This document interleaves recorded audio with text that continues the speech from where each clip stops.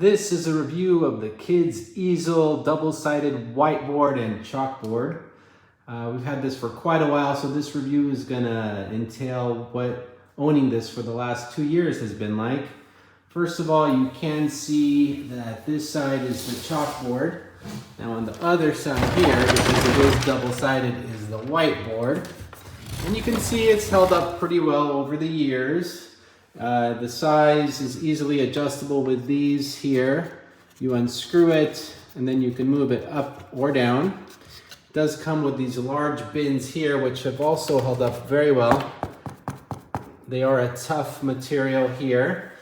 These little cubbies that come with it clip on like so, and your child can put various pencils and markers in here.